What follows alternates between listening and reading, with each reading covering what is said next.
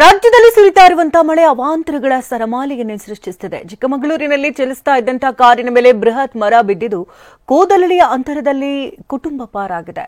ಈ ಸುದ್ದಿಯನ್ನು ನೋಡೋಣ ವರ್ಣಾರ್ ಭಟ್ಟ ನ್ಯೂಸ್ ಟಾಪ್ನಲ್ಲಿ. ಚಿಕ್ಕಮಗಳೂರು ಜಿಲ್ಲೆಯಲ್ಲಿ ಮಳೆ ನಿಂತರೂ ಬಿರುಗಾಳಿ ನಿಲ್ತಾ ಇಲ್ಲ. ಭಾರೀ ಬಿರುಗಾಳಿಗೆ ಬೃಹತ್ ಮರ ಚಲಿಸ್ತಾ ಇದ್ದ ಕಾರಿನ ಮೇಲೆ ಬಿದ್ದಿದ್ದು ಕಾರಿನಲ್ಲಿ ಇದ್ದ ಪ್ರಯಾಣಿಕರು ಕೂದಲೆಳೆ ಅಂತರದಲ್ಲಿ ಪಾರಾಗಿದ್ದಾರೆ. ಬಾಳೆಹೊನ್ನೂರು ಕಡಬಗೆರೆ ಮಾರ್ಗ ಮಧ್ಯೆ ಘಟನೆ ನಡೆದಿದ್ದು ಕಾರಿನ ಬಾನೆಟ್ಗೆ ಹಾನಿಯಾಗಿದೆ. ಸದ್ಯ ಬಾಳೆಹೊನ್ನೂರು ಪೊಲೀಸ್ ಠಾಣೆಯಲ್ಲಿ ಪ್ರಕರಣ ದಾಖಲಾಗಿದೆ. ಭೀಕರ ಪ್ರವಾಹಕ್ಕೆ ಬೆಳಗಾವಿ ಜಿಲ್ಲೆ ಅಕ್ಷರಶಃ ನಲುಗಿ ಹೋಗಿದೆ. ದೂದ್ಗಂಗಾ, ವೇದಗಂಗಾ, ಕೃಷ್ಣ, ಹಿರಣ್ಯಕೇಶಿ, ಘಟಪ್ರಭಾ, ಮಲಪ್ರಭಾ, ಮಾರ್ಕಂಡೇಯ ಈ ಸಪ್ತ ನದಿಗಳು ಮೈದುಂಬಿ ಹರಿತಾ ಇವೆ. ಅದರಲ್ಲೂ ಕೃಷ್ಣೆ ಹಾಗೂ ದೂದ್ಗಂಗಾ ಆರ್ಭಟಕ್ಕೆ ಭಾರಿ ಅವಾಂತರವೇ ಸೃಷ್ಟಿಯಾಗಿದೆ.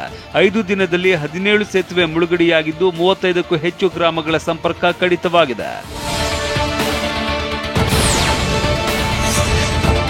ಮಲಪ್ರಭಾ ನದಿ ಅಪಾಯದ ಮಟ್ಟ ಮೀರಿ ಹರಿತಾ ಇದೆ. ಆದರೆ ನದಿ ದಾಟುವುದಕ್ಕೆ ಸೇತುವೆ ಇಲ್ಲದ ಕಾರಣ ಕಿತ್ತೂರು ತಾಲೂಕಿನ ಹುಣಶಿಕಟ್ಟಿ ಗ್ರಾಮದ ರೈತರು ಎತ್ತು ಎಮ್ಮೆಗಳ ಜೊತೆಗೆ ನೀರಿನಲ್ಲಿ ಈಜಿ ದಡ ಸೇರ್ತಾ ಇದ್ದಾರೆ.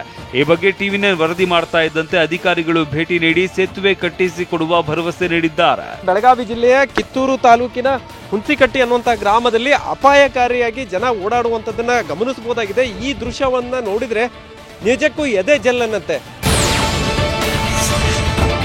ಮಲೆನಾಡಿನಲ್ಲೂ ಧಾರಾಕಾರ ಮಳೆಯಾಗ್ತಾ ಇದೆ. ಕೆಎಸ್ಸಿಎ ಸ್ಟೇಡಿಯಂ ಸಂಪೂರ್ಣ ಜಲಾವೃತವಾಗಿದೆ. ಶಿವಮೊಗ್ಗದ ನವುಲೆ ಕೆರೆಯ 26 ಎಕರೆ ಜಾಗದಲ್ಲಿ ಕ್ರಿಕೆಟ್ ಸ್ಟೇಡಿಯಂ ನಿರ್ಮಿಸಲಾಗಿದೆ. ಪ್ರತಿ ಮಳೆಗೆ ಕೆರೆ ತುಂಬಿ ಸ್ಟೇಡಿಯಂಗೆ ನೀರು ನುಗ್ತಾ ಇದೆ. ಈಗ ನಾವು ಶಿವಮೊಗ್ಗದ ನವಲೆಯಲ್ಲಿರುವಂತಹ ಕರ್ನಾಟಕ ರಾಜ್ಯ ಕ್ರಿಕೆಟ್ ಸಂಸ್ಥೆ ಮೈದಾನ ಇದೆ. ಈ ಮೈದಾನದಿವೆ. ಈ ಮೈದಾನ ನೋಡ್ತಿರ್ಬೋದು ಯಾವ ರೀತಿ ಅಂದ್ರೆ ಕಳೆದ 3-4 ದಿನಗಳಿಂದ ಧಾರಾಕಾರ ಮಳೆ ಸುರಿದಿದೆ ಶಿವಮೊಗ್ಗ ಜಿಲ್ಲೆಯಲ್ಲಿ. ಶಿವಮೊಗ್ಗ ನಗರ ಮತ್ತು ತಾಲೂಕಿನಲ್ಲಿ ಕೂಡ ಅದೇ ರೀತಿಯಾಗಿ ಮಳೆ ಸುರಿದಿದೆ. ಈ ಮಳೆ ಸುರಿದ ಪರಿಣಾಮವಾಗಿ ಇಲ್ಲಿರುವಂತಹ ಏನು ಕೆಎಸ್ಸಿ ಮೈದಾನ ಇದೆ, ಈ ಮೈದಾನ ಸಂಪೂರ್ಣವಾಗಿ ನೀರು ತುಂಬಿಕೊಂಡಿದೆ. ಮೈದಾನದಲ್ಲಿ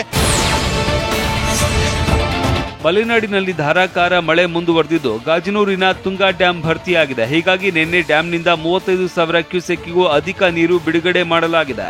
ಒಟ್ಟು 21 ಗೇಟ್ ಮೂಲಕ ತುಂಗಾ ನದಿಗೆ ನೀರು ಹರಿಸಲಾಗ್ತಾ ಇದೆ. ಹೀಗಾಗಿ ಸದ್ಯ ತುಂಗಾ ನದಿ ಅಪಾಯದ ಮಟ್ಟ ಮೀರಿ ಹರಿತಾ ಇದ್ದು ನದಿ ಪಾತ್ರದ ಜನ ಭೀತಿಯಲ್ಲಿದ್ದಾರೆ.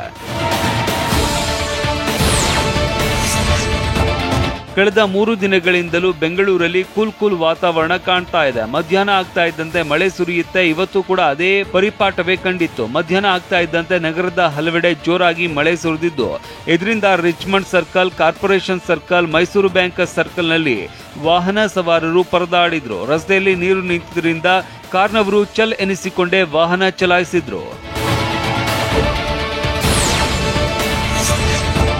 ಬೆಳಗಾವಿ ಜಿಲ್ಲೆಯಾದ್ಯಂತ ವ್ಯಾಪಕ ಮಳೆ ಆಗ್ತಾ ಇದ್ದು ಮುಂಜಾಗ್ರತಾ ಕ್ರಮವಾಗಿ 2 ದಿನ ಶಾಲೆಗಳಿಗೆ ರಜೆ ಘೋಷಿಸಲಾಗಿದೆ.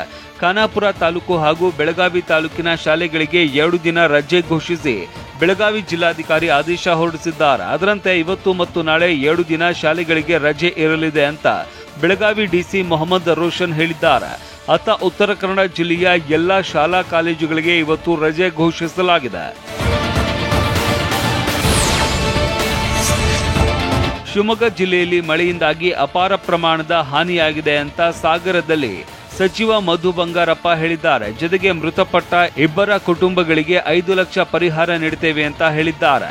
ಮಳೆಯಿಂದ ಮನೆಗಳಿಗೆ ಹಾನಿ, ಅಪಾರ ಪ್ರಮಾಣದ ಬೆಳೆ ನಾಶವಾಗಿದೆ. ತಕ್ಷಣ ಕ್ರಮ ಕೈಗೊಳ್ಳುವುದಕ್ಕೆ ಸೂಚನೆ ಕೊಟ್ಟಿದ್ದೇವೆ. ಅಲ್ಲದೆ ಮನೆ ಸಂಪೂರ್ಣ ಕುಸಿದಿದ್ದರೆ ಕಟ್ಟಿಸುವ ಕೆಲಸ ಮಾಡ್ತೇವೆ. ಸರ್ಕಾರದಿಂದ ಈಗ 1,20,000 ಹಣ ನೀಡುತ್ತೇವೆ ಅಂತ ಹೇಳಿದ್ರು.